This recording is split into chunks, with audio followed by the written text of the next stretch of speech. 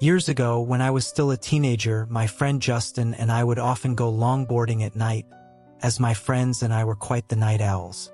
We loved the freedom of almost never seeing another soul on the roads or the paths we frequented.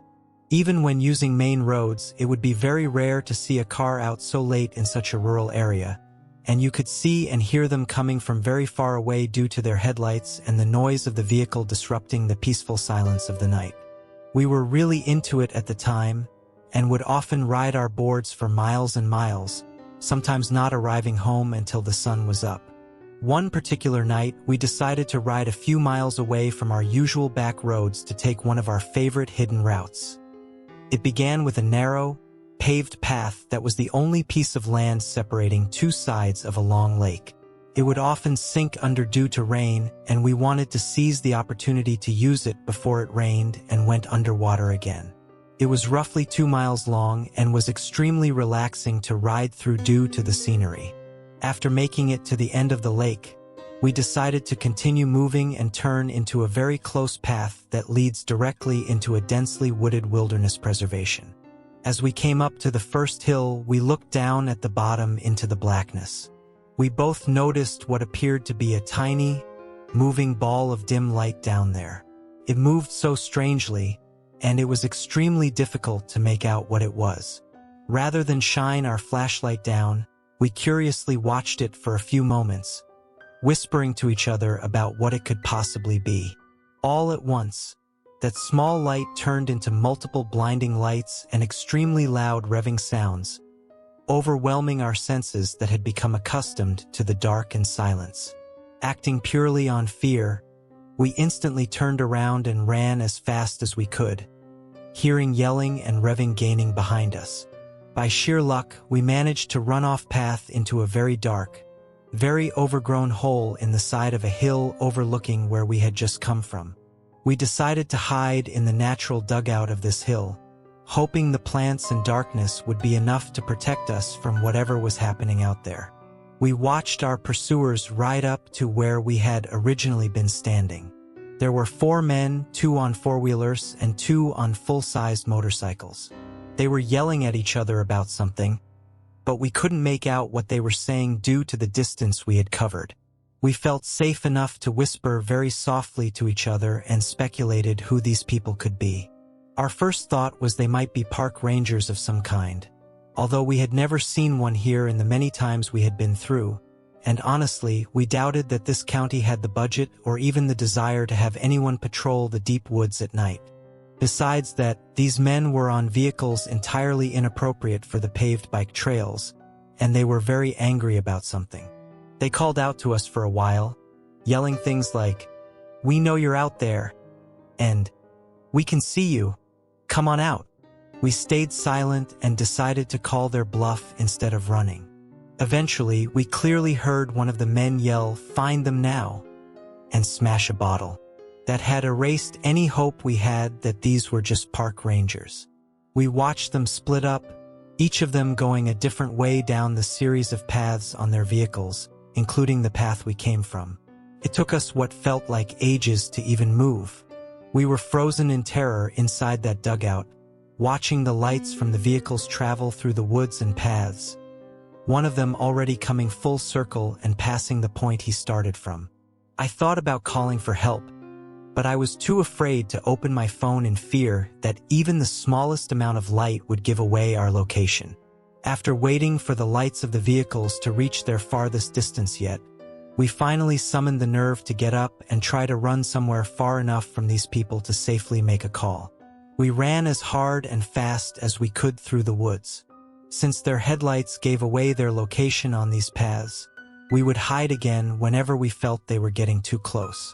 Our available hiding spots were getting progressively worse as the woods became less dense, and the fear I felt waiting for one of them to drive past us while basically only being covered in leaves and plants may still be unmatched to this day. Finally, we emerged from the woods onto the intersection of 2 main roads, far from where we started. We ducked down into the ditch to call for help. When I opened my phone, I noticed I had recent missed calls from one of our other friends, Connor, who we were supposed to meet up with after our longboard excursion. I called him and frantically asked where he was. Luck was with us again. He hadn't given up on our plans despite us ignoring him, and was only a few miles away, already heading in our direction. I gave him the names of the 2 streets we were near the corner of and explained that we needed picked up right away.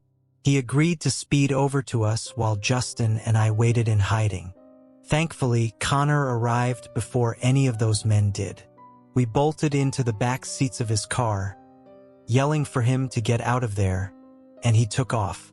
Relief doesn't begin to describe what I felt being safely driven home after everything I had just experienced. After explaining everything that happened to Connor, we ended up just moving on with our night and decided not to call the police. We figured they would be gone by the time any officer made it out there, and that we would only be putting ourselves at risk by admitting to breaking the law by taking those paths so late at night. I still have no idea what happened or who those people were. I've been told all kinds of theories from friends and family that have heard this story. Some think we walked right up to a huge drug deal. Justin and I later admitted to each other that when the revving started and we couldn't see, our minds both went straight to chainsaw-wielding horror movie serial killer, so I suppose it could have been much worse. Frustratingly enough, whatever those men thought we saw that made them want to catch us so badly, we never actually saw. We'll never really know, I suppose.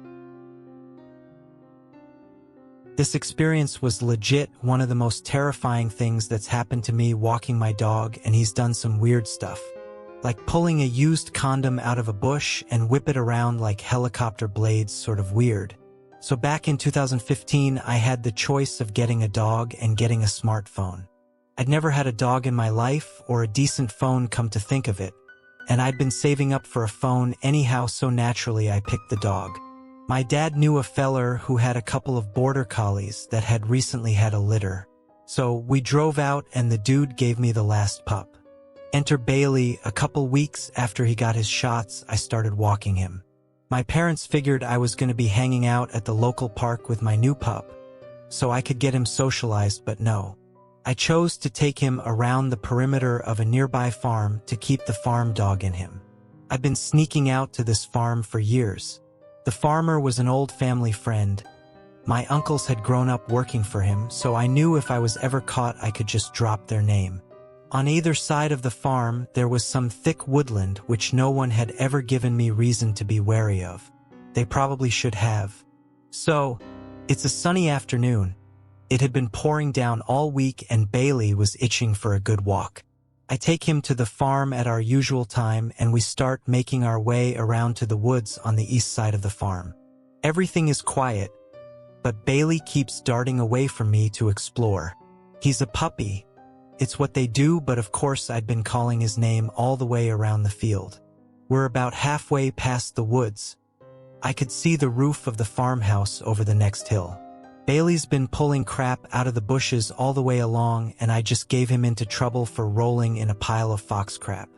That's when I hear a man's voice calling my dog by his name. Like this dude I didn't even know was calling my dog by name. I knew it wasn't the farmer because I'd met him at family events like BBQs and weddings, etc., so I knew what his voice sounded like. I go completely silent, but the guy keeps calling on my dog. Sounds like he's deep into the woods and maybe moving.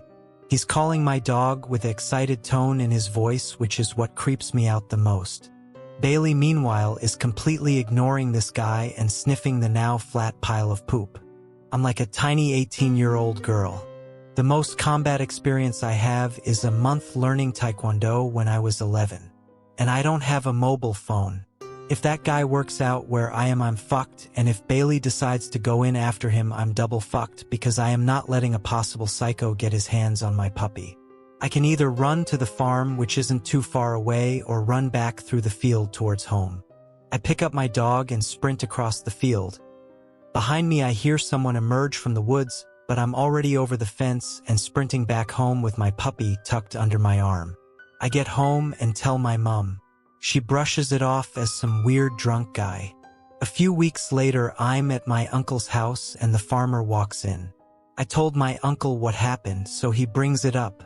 The farmer asks exactly which woods I'd been close to and that some of his clothes had gone missing from his washing line. He'd put it down to strong winds, but now he's not sure. I take him and my uncle to the exact spot the next day, and all three of us go in and find a completely wrecked campsite. There's no clothes or anything, but the tent has collapsed in on itself. There's no fire, but there are some empty gas canisters like you'd use for a portable stove and empty packets of food scattered everywhere. We report it to the police, but nothing ever really comes of it. Except that I got a phone not long after and keep it on me whenever I go out. This is truly the scariest, most horrible thing that has ever happened to me. I have never been so petrified in my life. To this day, I still do not know who this man was, what he was trying to do, or if he still is where I saw him. I'm sorry for how long the geographical description is. I just want everyone to understand how secluded I was when this happened, and how badly it could have ended if it wasn't for my parents.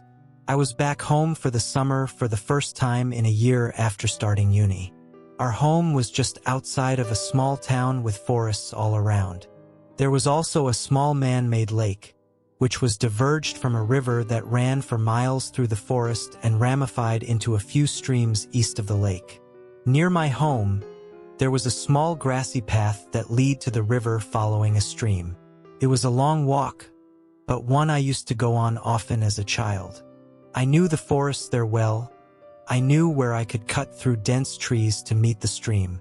The walk I would go on always led me off the path, which turned northwest slowly, so away from the stream, and then took a sharp turn to the west after a few miles walk, at which point the stream was hidden quite deep into the forest. I'd continue to walk north and follow the stream through the forest to get to the river, then follow the river west to get to the lake. It's easy to get lost in this forest because the terrain isn't just a slope down to the water, it goes up and down and you end up completely surrounded by trees. I'd spent many days wandering around there alone or with my dad over the span of 18 years. Never saw anybody else in the forest. I went there twice that summer, both times alone. The first time I left in the morning, I walked along the path away from the stream to the sharp bend, then cut back into the forest. I reached the stream after an hour or so. As I was running my hands in the water, I heard a bell from far away, coming from the north. Something was making a bell ring fervently and periodically, which I found strange. I listened well, wondered if it was a lost hunting dog, and started moving towards the sound. I bloody know I'd be the first person to die, but I was heading north anyway, so what the hell. I realized it couldn't have been an animal. I could tell the bell was too heavy, because of how clear the sound was, to be on a collar.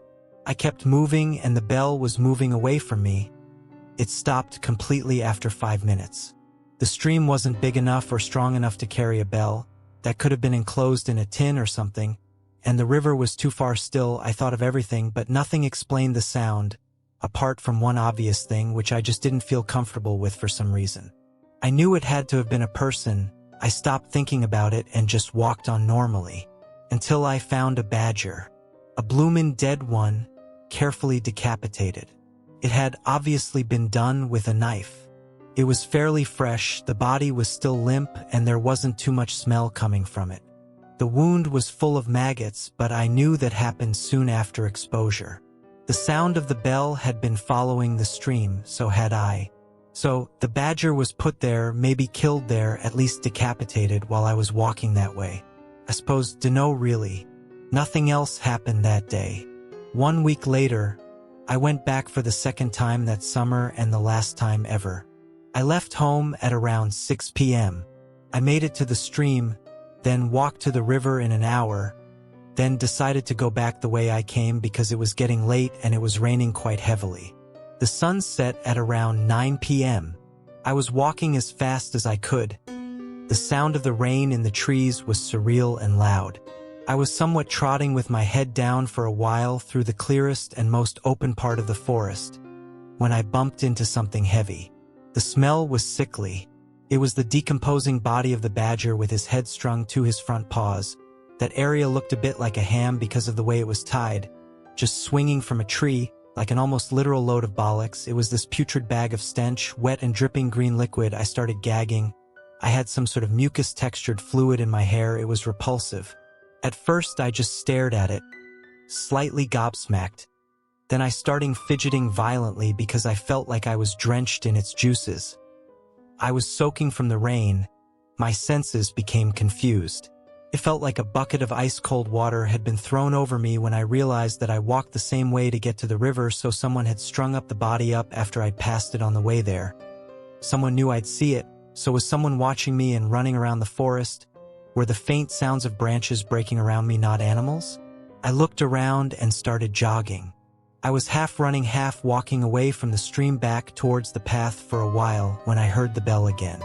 I proceeded to call my dad while running. I told him to meet me on the path where it sharply turns west. It was the closest part of the path to me, to go as fast as he could, and that someone was in the forest. I can't explain the feeling I had. It was like I just shit out my intestines and stomach. I literally felt the hairs on my neck raise despite being soaked. It was dark. I jogged as fast as I could. I was panicking because the path was still a bit far away, just too far to feel safe. It was still raining. Every single sound was muffled. I felt like everything was further away than ever before. The bell went on for way longer than the last time, on and off. I felt like it was surrounding me at one point. The fear combined with my compromised hearing and the fact that I couldn't flip and breathe properly was making me slightly lose my sense of direction. I was automatically heading southwest, but I wasn't really sure what I was even doing.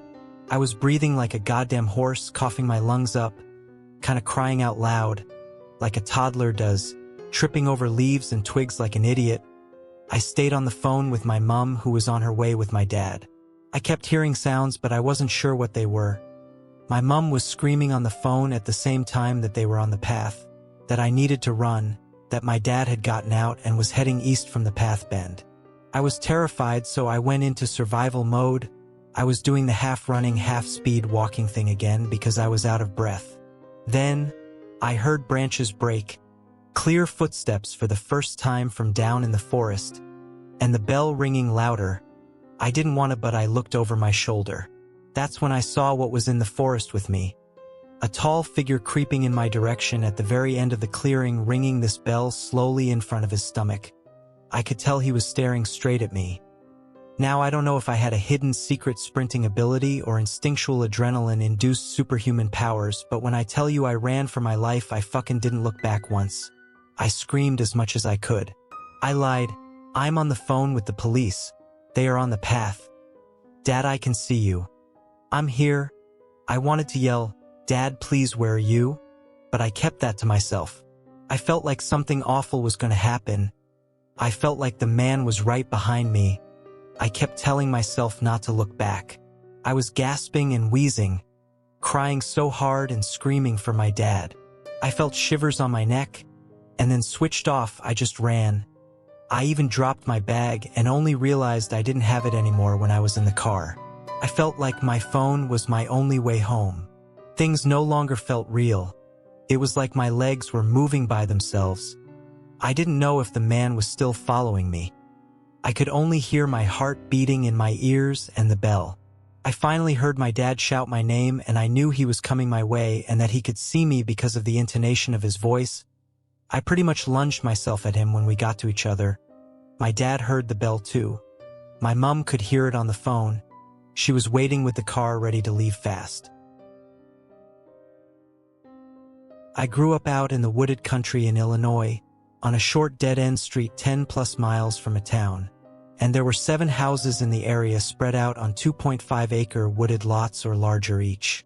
There were no large wild animals. There aren't bears or similarly large animals in the region, and people didn't meander there or show up lost. Actually, lost folks or large animals wandering around never happened in the 20 years I lived there, so please keep that in mind. When I was a young girl in my early teens, I had a good guy friend a few years older than me who lived next door, Terry. Terry was allowed to go out with his friends much later than I was, and he would sometimes tromp over to my yard after getting home late and throw rocks from the gravel area outside at my window to chat. My bed was right next to the window. I'd open the window and we'd whisper stories and generally talk for a bit. My second-story window faced our backyard and his house was to the side. I could see his house from my window over the shrub trees and walking path to his driveway. I'd often know if he was out, the light was on over the side door entrance, or already home, light was off. One time during the summer when my window was open, I heard a car in his driveway dropping him off. I was probably 14 years old and it was around midnight. I heard Terry get out of a car and was talking to his friends. Soon his friends pulled away. I softly called out, as loud as I could without waking my parents, asking Terry to stop by and chat. He didn't respond as he probably didn't hear me. Then I came up with the not-so-brilliant idea to sneak outside and scare him. I'd spent many years in the woods and learning how to blend in and be silent.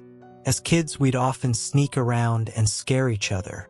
So I silently sneaked down from the second floor and out my back garage door, which led to our backyard below my window, which led to Terry's house off the side through our gravel area, then through a well-worn path through the woods about 25 feet long. My parents had put in a gravel pit around the back of the house, probably because nothing much grew due to the shade of the oak trees. There were 14-inch oak rounds set out as an uneven stepping path in the gravel, and if you stepped off of the rounds, the crunch of gravel would give you away. I picked my way expertly and silently across the log rounds facing Terry's house. My eyes got accustomed to the dark and I didn't see him. Also at that time, I heard the door of his house close and the light going off, signaling he went in, likely to bed. I waited a bit as I thought I saw something move in the woods between our houses, but not on the path we'd always use. If you didn't use the path, there were wild rose and raspberry plants that had thorns and were painful to walk through if you weren't careful. So I thought it was odd that he'd be in the woods, but maybe he wanted to scare me like I was plotting to do to him. But I saw something human-sized and dark moving through the woods, slow and pausing every once in a while like me. It was coming closer and I definitely saw it, but it was strange in that it wasn't walking directly to my window to talk. Therefore, I hunched down and waited in silence, wondering if I could still startle him. I still thought it was Terry, and he saw me sneak out and he was trying to scare me. I watched a dark outline of a human figure moving, but then I would lose sight of it in the foliage. It seemed to be stalking slowly and listening, checking every few feet while hiding. So I whispered after losing patience one last time for Terry, but he didn't answer. I got bored of hiding and crouching, so I quietly tippy-toed back to my garage door and went back inside, silently locking up as I went. I snuck back upstairs to my room above the area where I was just standing. My window was open and I definitely heard someone or something walking around the yard. I whispered again for Terry out my window but got no answer. Then I heard something fall and grunt pretty loudly in the window, well right below my window. It wasn't enough to wake my parents, but definitely loud enough I didn't mistake it, and it sent a shock of fear through me. If you aren't familiar with a window well, it's a semicircle hole connected to the house, dug out about 3 or 4 feet deep and reinforced with metal. It allows a basement window to be put in below ground level, and the hole lets some natural light in. There is no way Terry would have fallen in our window well. We had been playing hide and seek and many outdoor games for years since we were young around the whole neighborhood. We knew everyone's window wells and house footprints, plus paths in the woods, like the back of our hands. The grunt sounded humanish and not like an animal. It also pulled itself out quietly without a lot of thrashing. That's when I realized this wasn't a fun game and something was out there, and it wasn't Terry. I tried to look outside my window as best I could, but there was a screen on my windows to keep the bugs out, so I couldn't lean my head out the window to see next to the wall of our house directly below me. I then heard the crunch of rocks as whatever it was stepping in the noisy gravel. Again, Terry would know where the log rounds were and would not step in the gravel. He knew my parents were pretty strict, and he was as good at being quiet as I was. Whatever it was stopped, and I held my breath. I pretty much sat there with my face pressed against the screen 2 stories up for probably a half hour. It seemed like an hour, but I'm sure I didn't have patience back then to wait that long. I never heard it leave, but I grew tired and eventually fell asleep on my bed that was next to the window. There are a few things I'm certain of. It wasn't Terry. I asked him later and he said he went to bed that night when he got home.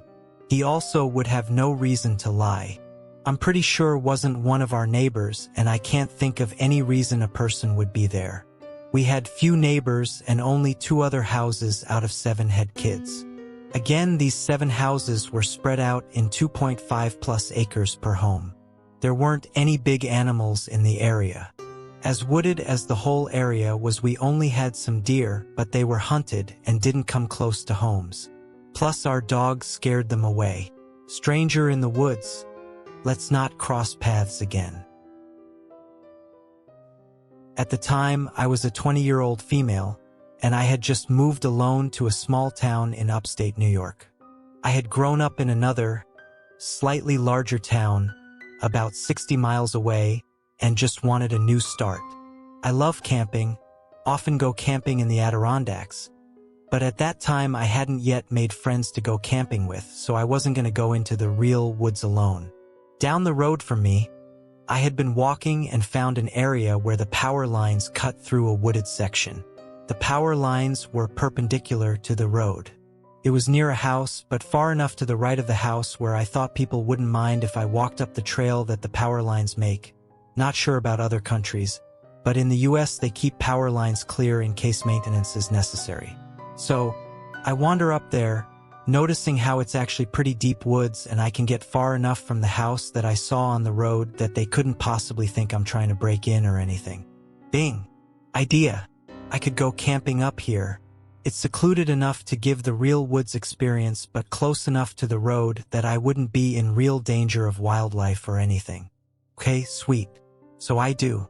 I set up camp in this little clearing that I accessed by climbing the hill, following the power lines, then turned left onto what seemed to be a deer trail. Deers are everywhere in New York. Then I came upon this really nice, flat, grassy clearing. I built my fire off to the side, after making sure to clear the dead wood, etc. I'm feeling really smart and independent. It was creepy to sleep in the woods alone, as I had always had at least one camping companion. But whatever. Next day, I decide to wander further down the path to see where it leads. I walk for about a half hour and I can see some fields on the right, but they are in the distance and there is a fence between the fields and the path, so again I figure people can't be mad at me being here. Then I come across another path, heading to the right. I follow it. A couple of feet in, it curves slightly and there is an old van on the left of the path. Well, that's strange, but it's about 1 p.m., near noon anyway. Broad daylight, birds are chirping, so I feel no danger. I go up to the van, which had obviously been there a very long time. It was 70s style, made me think of Scooby-Doo van, and way overgrown with weeds. There are streaks of brownish red going down the side, from the bottom of the doors. I look in and see what appears to be old bedding in the back, but it was all shredded. The curtains in the windows were shredded, and the clothing strewn about looked like it was from the 70s or early 80s. I still felt no danger signs. Snickering at the terrible fashions back in the day, I continue along the path for a short time until I finish rounding the slight bend. I stop dead in my tracks. Finally, my reptile sense, or whatever you want to call it, wakes the hell up and starts screaming at me. Full volume. Up ahead, there is a creepy-ass doll hanging from the trees, by its neck, with a rope not just stuck in the trees. Just to the left of that, there is an old garage, overgrown with weeds. To the right of it, though, there is this huge cage-like structure, easily big enough to hold a full-sized man. It seems to be made up of pipes and other long metal objects, just kind of welded together. Some were up and down, some were across, and the squares they made weren't big enough to fit my head through. Not that I tried. It had 4 sides and a ceiling. It had other creepy-ass dolls hanging from it. It also had reddish-brown stains running down the sides, just like the van. Further, behind it, there is a rundown house. Creeped out as all hell, I just turned tail and ran. I am not a runner. I am a chunky girl. I had smoked for 6 years at that point, and I do not run. But I ran that day. I don't even remember the run. I just remember coming upon my campsite, grabbing my tent in one swoop as I ran past. Luckily, I had put my things into the tent, ripping it out of the ground as I continued running. I left my cooler, my food, behind. Never went back for it, either. I dropped the tent stakes somewhere along the way, and I had to repair rips in my tent. I tore down the hill. I'm still surprised I didn't break my neck. Jumped in my car and sped home. I locked all my doors, then paced my house going, "What the fuck?" for hours. It's been 11 years since that incident, and even typing it now makes my hands shake. I now live almost 1,400 miles away, but I still just made sure my doors were locked. They are. Crazy thing is, it wasn't in deep woods. Maybe in the 70s it was though, who knows? As it stands now, though, there are people living within a short walk of this place. And no, I know you are gonna ask, no, I didn't call the cops. I can't really articulate why. My best analysis, looking back, is that I didn't want that creep to come find me. I should have, yes. You are right. I am hoping that it was just an old crime scene, not some sick fuck who still keeps people in cages in the woods. So, crazy man or woman who built a human-sized cage in the woods and thinks hanging dolls is good feng shui. Let's not cross paths again.